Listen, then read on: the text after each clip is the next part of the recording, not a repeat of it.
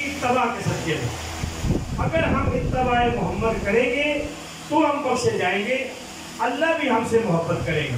ایک دفعہ درود پڑھیں محمد والے محمد۔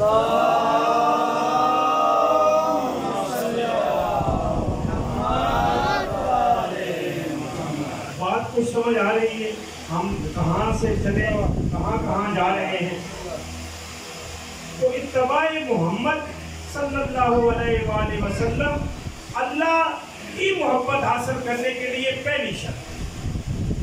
ہم دیکھتے ہیں اب اللہ سے تو بڑا کوئی نہیں ہے، جہاں جہاں تک لا الہ الا اللہ محمد رسول اللہ پڑھنے والے لوگ بستے ہیں، وہ دل میں کم از کم 5 مرتبہ تو خدا کی بڑائی کا اعلان کرتے ہیں۔ اللہ اکبر، یعنی اللہ سب سے بڑا ہے، اعلان کرتے ہیں نا، کم از کم دن میں 5 مرتبہ تو یہ ہماری مساجد سے اعلان ہوتا ہے نا کہ اللہ سے بڑا کوئی نہیں ہے۔ یعنی یہ کائنات جتنی ہے یہ سب اس کے سامنے حقیر ہے، وہ خالق ہے، ہم مخلوق ہیں، اللہ سے بڑا کوئی نہیں۔ ہاں، بقول امام شافعی رحمۃ اللہ علیہ انہوں نے کیا فرمایا تھا نبی کے بارے میں، وعد از خدا بزرگ تو ہی قصہ مختصر۔ اگر ہمارے نبی کی ذات بھی ہے تو وہ وعد از خدا ہے، خدا سے بڑا کوئی نہیں ہے۔ ہم مصطفیٰ کو وعد از خدا مانتے ہیں اور یہی فطرت کا تقاضا بھی ہے۔ ہم دیکھتے ہیں کہ جب کوئی بڑا محبت کرے نا کسی چھوٹے کے ساتھ، فطرت ہے نا، عام ہم زندگی میں دیکھتے ہیں جب کوئی بڑا محبت کرے کسی چھوٹے کے ساتھ تو دیکھنے والے کے دل میں حسد کی چنگاری ہوتی ہے۔ مثالیں کرنا چاہتا ہوں، ایک دفعہ درود پڑھیں محمد والے۔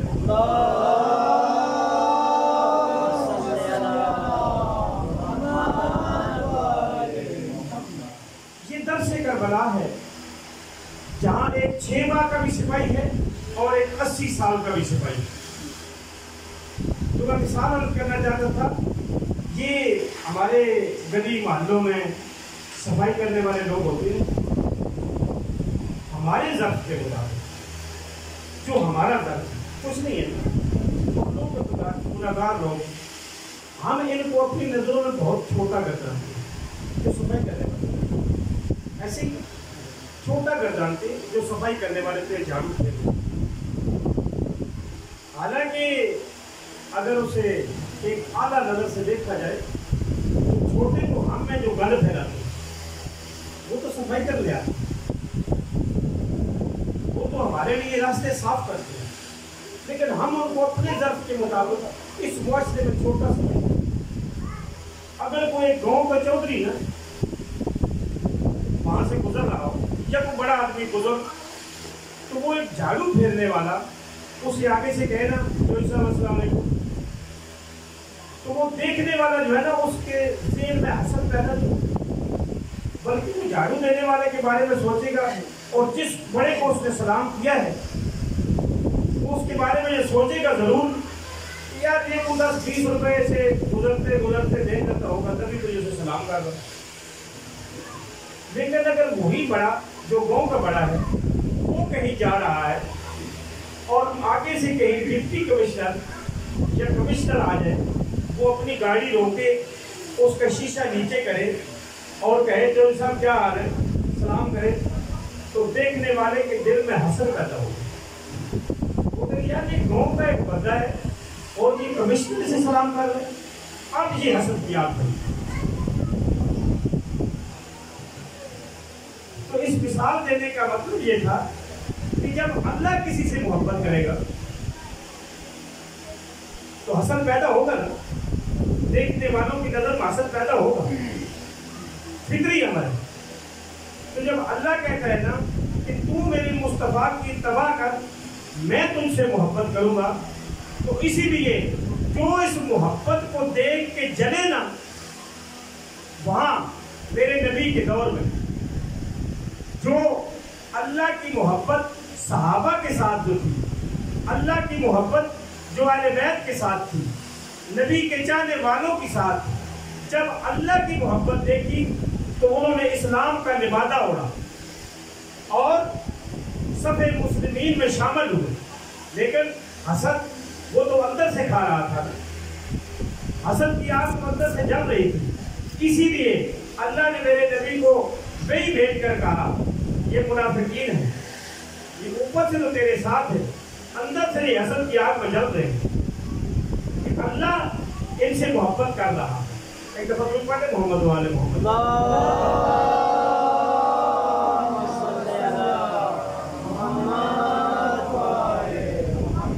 तो ये हसद की आग भी बड़ी बुरी बला है। मेरे नबी फरमाते हैं हासद जो होते हैं ना, हासद किसी से हसद करने वाला, वो जिससे हसद कर रहा है ना, ये जो महसूद होता है, एक हासद होता है, एक महसूद होता है। महसूद जिससे हसद किया जाए, वो जिससे हसद किया जाता है उसको कोई नुकसान नहीं होता, बल्कि हसद अपना ही नुकसान करता है, अपनी सेहत खराब करता है। कभी किसी की बड़ी गाड़ी देखी तो हसद करने लगा, मेरे पास क्यों नहीं। अब जिसके पास गाड़ी है उसे तो कोई फर्क नहीं पड़ा, लेकिन ये रातों को उठ उठ के देखता रहेगा, अल्लाह करे उसकी गाड़ी को आग लग जाए, अल्लाह करे उसकी गाड़ी पंचर हो जाए, खुद अपना जी जलाता रहेगा। जिससे हसद किया जा रहा है उसे कोई फर्क नहीं पड़ता। और यहाँ दुनिया में भी वो हसद की आग में जलेगा, आखिरत में तो जो है वो है ही, लेकिन उस दुनिया में भी अल्लाह उसे हसद की आग में जलाएगा। तो ये जो अल्लाह की मोहब्बत है ना, ये फकत और फकत वनस्से कुरानी इत्तबाए मोहम्मद मुस्तफ़ा सल्लल्लाहु अलैहि वसल्लम।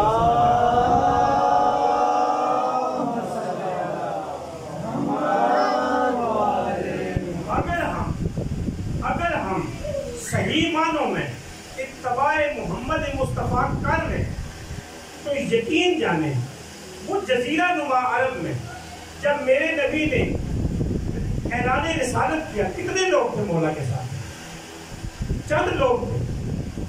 और फिर दुनिया ने देखा कि वो निज़ाम जो मोहम्मद मुस्तफ़ा लेकर आए उसकी दुनिया ने तारीफ की, और वो सहाबे कराम रिज़वानुल्लाह अलैहिम अजमईन जब तख्ते हुकूमत पर आए तो उन्होंने कहाँ कहाँ तक फतवाहत की। ये वही दर्स मोहम्मद था जिन्होंने इत्तबाए रसूल की, कोई उनमें बिलाल बना, कोई उनमें सलमान बना, कोई उनमें कंबर व मिकदाद बना।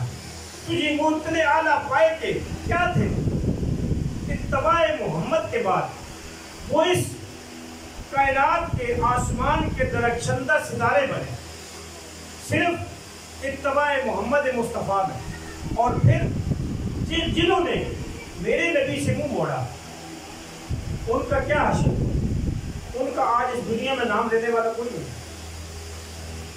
लेकिन जिन्होंने मुस्तफ़ा के साथ छोटी सी भी वफादारी की ना, आज वो तारीख में जिंदा है, उनका किरदार जिंदा है। इंसान मरता है ना, इंसानियत कभी नहीं मरती। एक शख्स मरता है, उसका किरदार हमेशा जिंदा रहता है। आज अंबियाए मासबक 1,24,000 कमो बेश अंबिया आज हम में नहीं है, हमने उन्हें नहीं देखा, लेकिन आज भी किरदार उनका जिंदा है। आज भी कुरान में वो जिंदा है। आज भी अल्लाह पुकार पुकार के कह रहा है कि ये यूसुफ था, ये याकूब था, ये याया था, ये लूत था, ये इब्राहिम मेरा दोस्त था, ये मूसा था जो मुझसे कलाम करता था। वो किरदार जिंदा है ना। और आज हम पढ़ते हैं, उन किरदारों से रोशनी देते हैं। वो किरदार एक मीनारे नूर है जो आने वाली नस्लों को क़यामत तक के लिए हिदायत देते रहेंगे। और जब अल्लाह ने देखा कि अब अरब में खूब अंधेरा हो चुका, तो फिर अल्लाह ने वहाँ सिराजुल मुनीरा को भेजा, और फिर मेरे नबी की जो रोशनी फूटी उसने पूरी कायनात को रोशन किया। एक बतून पढ़े मोहम्मद वाला।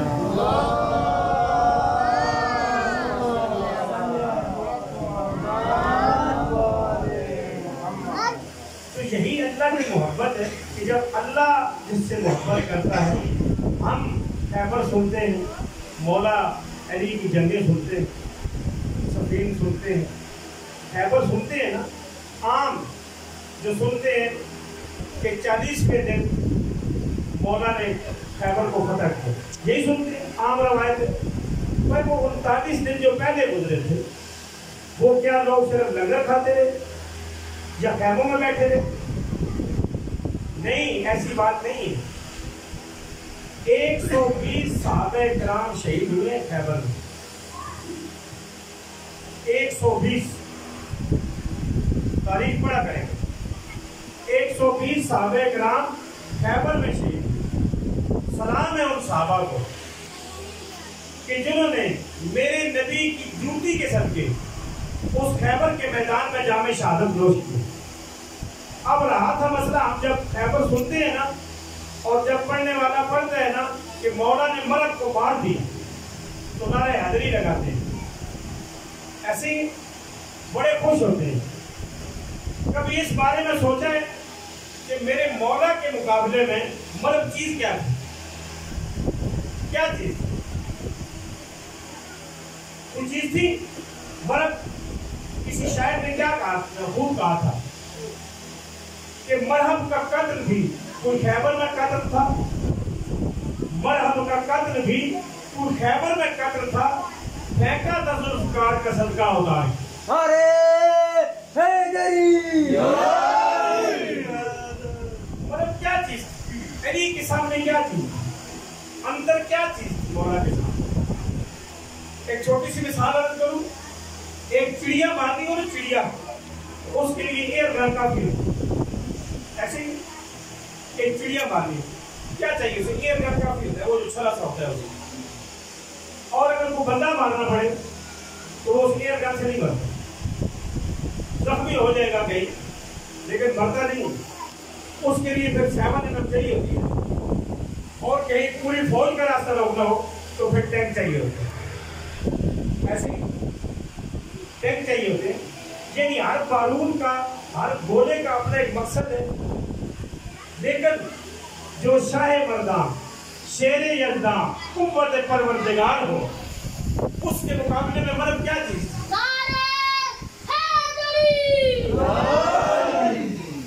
مرد کا مرنا یا مولا کا مارنا وہ کوئی معنی نہیں رکھتا۔ قوت پروردگار، اللہ کی قوت کے سامنے مرد کیا چیز تھی؟ وہ تو چڑیا سے بھی چھوٹی چیز۔ لیکن افسوس کہ مولا کو ان بے غیرتوں سے لڑنا پڑا جو مولا کی شان کے ہی نہیں، جو علی کے جوڑ ہی نہیں تھا، لیکن مولا کو لڑنا پڑا۔ کیوں؟ کہ اسلام کا دفاع تھا۔ ہم نعرہ اس لیے مارتے ہیں مرد کے مارتے کہ وہ مرد کسی اور سے مرا نہیں۔ 120 صحابہ شہید ہوئے لیکن مرد کسی اور صحابی سے مرا نہیں ہے، قابو نہیں آیا۔ ایک دفعہ درود پڑھ لیں محمد والے محمد۔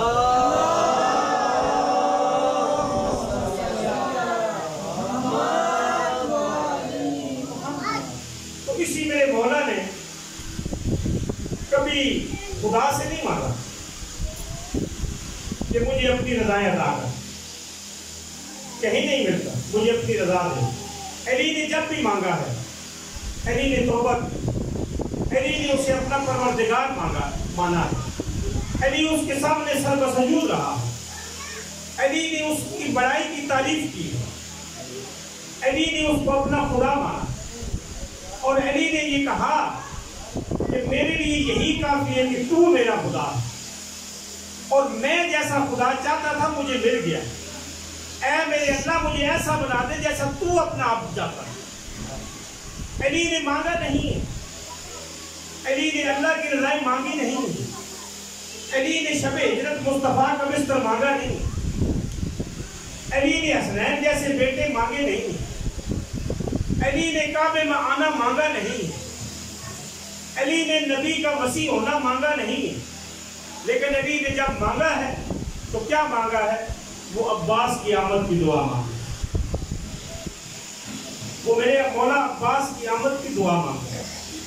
علی نے اللہ سے جب مانگا تو عباس کو مانگا۔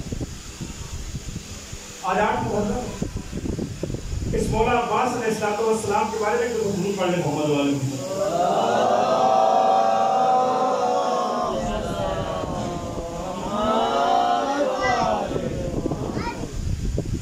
جب مخدومہ کائنات رسول کی بیٹی اس دنیا سے رخصت ہوئی،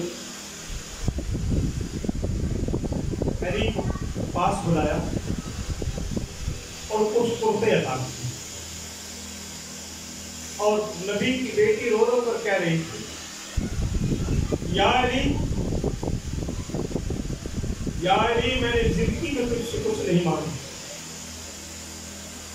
یا علی میرے بعد شادی کرنا کلابیہ خاندان سے، میری ہم نام ہو،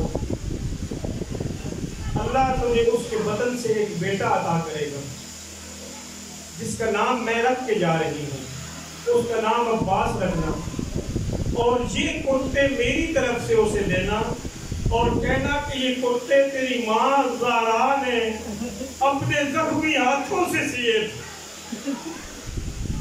عباس کو میرا سلام کہنا اور اس کے بازو چوم کر کہنا کہ بیٹا عباس، رسول کی بیٹی تیری ماں زہرا تجھے سلام کہہ رہی تھی، اور یہ جو کرتے ہیں نا وہ بڑی مشکل سے اس نے زخمی ہاتھوں سے سیے ہیں۔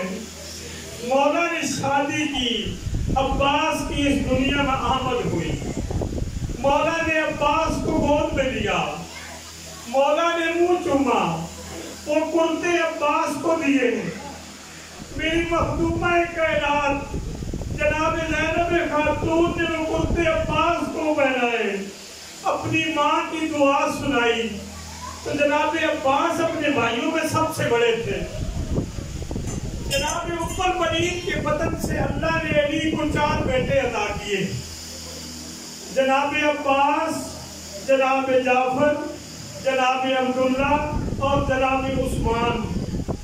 جناب جعفر کا نام میرے مولا نے اپنے جعفر طیار کے نام پہ رکھا تھا، اور جناب عباس کا نام اپنے چچا عباس کے نام پہ رکھا، اور جناب عثمان کا نام ایک بہت جلیل القدر صحابی تھے رسول کے، حضرت عثمان بن مظعون رضی اللہ تعالیٰ عنہ، ان کے نام مبارک پہ رکھا، کیونکہ وہ رسول کے صحابی میرے نبی کو بہت اچھے لگتے تھے۔ تو یہ 4 بھائی تھے جناب عباس، جناب ام المؤمنین کے بدن سے۔ تو جب یہ مدینہ سے نکلے ہیں نا، حسینی قافلہ جب مدینے سے نکلا تو جناب ام المؤمنین نے جناب عباس، جناب جعفر و عبداللہ عثمان کو پاس بلایا اور کہا بیٹا میں دیکھ رہی ہوں کہ تم حسین کے ساتھ جا رہے ہو اور میں بہت دکھی ہوں، مجھے کچھ نظر آ رہا ہے کہ یہ قافلہ واپس نہیں آئے گا، تو میرے بیٹو میں اس خاندان سے نہیں ہوں، اگر تمہاری زندگی میں کبھی نواز رسول کی زندگی پر آنچ آئی تو میں تمہیں اپنا کھیر نہیں بخشوں گی۔ یہ جناب ام المؤمنین نے وصیت کی، اس کے بعد بھی جناب ام المؤمنین کا دل مطمئن نہ ہوا، 4 بیٹوں کو لیا، روضہ رسول پہ آئی، وہاں نبی کی قبر پہ 4 بیٹوں کے ہاتھ رکھوائے اور کہا کہ مجھے نبی کی قسم دے کہ تمہاری زندگی میں زہرا کا لاڈلا محبوب نہ ہو، زہرا کے لاڈلے میں کوئی آنچ نہ ہے۔ یہ قافلہ حسینی چلا، جب میرے مولا عباس نے دیکھا نا کہ یہ قافلہ حسینی چل رہا ہے، آپ یکم محرم سے سن رہے ہیں کہ جب یہ مدینہ سے چلا نا قافلہ تو جناب عباس مدینے کی گلیوں میں تلوار لے کر گھوم رہے تھے اور آواز لگا رہے تھے الحجاب الحجاب، لوگوں پردہ کرو، آج رسول کی بیٹیاں مدینے کی گلیوں میں آ رہی ہیں۔ الغرض یہ قافلہ حسینی چلتا چلتا مکہ پہنچا، اور جب 8 ذوالحج کو مولا نے اعلان توڑے تو میرے عباس مولا کعبے کی چھت پہ کھڑے ہو گئے اور کہنے لگے ان لوگوں سے مخاطب ہو کر، وائے ہو تم پر، تم نے لباس رسول کے لیے کعبہ تنگ کر دیا۔ میں تمہیں یہ بتا دینا چاہتا ہوں کہ رسول کے ساتھ ایک علی تھا، اور جب تک علی تھے رسول کی کسی پر آنکھ نہیں باتی تھی، اور میں اسی علی کا بیٹا ہوں۔ میری زندگی میں مولا حسین پر کوئی آنچ نہیں آئے گی۔ اور یہ چلے، یہ قافلہ حسینی کربلا پہنچا، جب 10ویں کا سورج نکلا نا تو مولا عباس نے اپنے بھائیوں کے پاس بلایا اور اپنے بھائیوں سے کہنے لگے اے جعفر و عبداللہ عثمان تم میرے سے پہلے میدان جنگ میں جاؤ کیونکہ تمہاری کوئی اولاد نہیں ہے. اگر میرے بعد تم مر گئے تم شہید ہوئے تو تم پر کون روئے گا؟ کم از کم میں تمہارا بھائی ہوں مجھ سے پہلے حسین پر قربان ہو جاؤ تاکہ میں تمہاری عزاداری کر سکوں. درود پڑھے محمد والے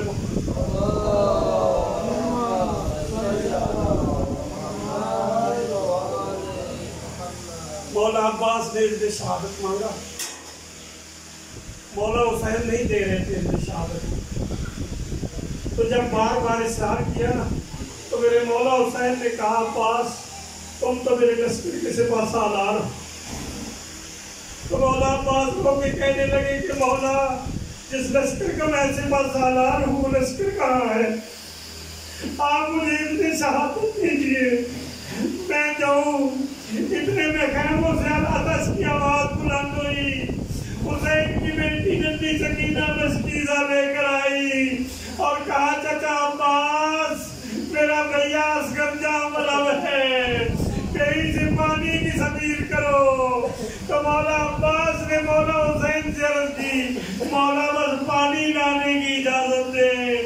مولا نے اجازت دی. تو یہ سکہ سکینہ جب دریا کنارے پہنچا کئی دشمنوں کو فنار کیا. دریا میں دریائے فرات میں جب پہنچے چلو سے پانی بھرا. جب پانی چلو میں آیا نا تو عباس نے جب پانی کو دیکھا تو بے ساختہ علی کی وصیت یاد آ گئی. جب میرے مولا علی اس دنیا سے جا رہے تھے نا تو عباس کو پاس بلایا. عباس کو کہا بیٹا کبھی زندگی میں حسین اگر پیاسا ہو تو پانی نہیں پینا.